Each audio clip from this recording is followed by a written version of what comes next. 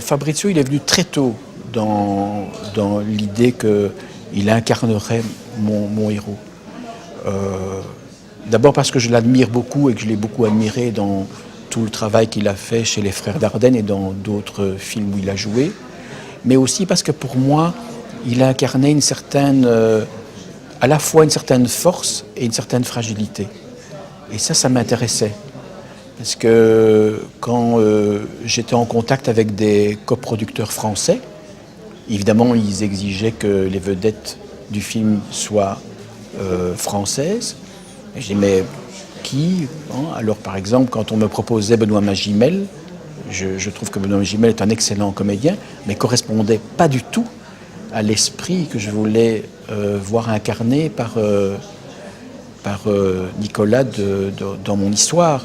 Et ça, Fabrizio, j'ai la chance que Fabrizio marie ces deux aspects. Il nous offre cette fragilité et en même temps, il est fort. Et cette conjonction-là était importante. Alors que par exemple, un acteur comme Benoît Magimel va plutôt montrer la force d'action. On croit tout de suite, lui, qu'il va être tout à fait capable de se reconstruire et de s'en sortir, alors que c'est pas du tout donné avec un personnage comme Fabrizio. Et ce que j'aime chez Fabrizio, comme chez Erika Sand, qui est aussi m'est venu dès que j'ai pu voir le film de Pierrepont, quand elle pleure pas, elle chante, où je trouve qu'elle est merveilleuse, c'est parce qu'elle avait aussi cette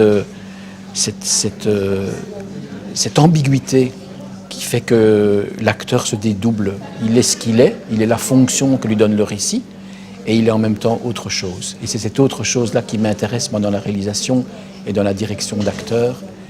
Et j'ai été très heureux que, quand j'ai rencontré Nicolas Steil, mon producteur, et qu'il a dit, voilà, on va produire ce film et tu vas le réaliser. Il n'a pas touché à ces comédiens-là. Il a toujours respecté ce choix que j'avais fait et qui pour moi était essentiel. Parce que je savais que c'était des comédiens comme ça qui pouvaient porter le propos du film.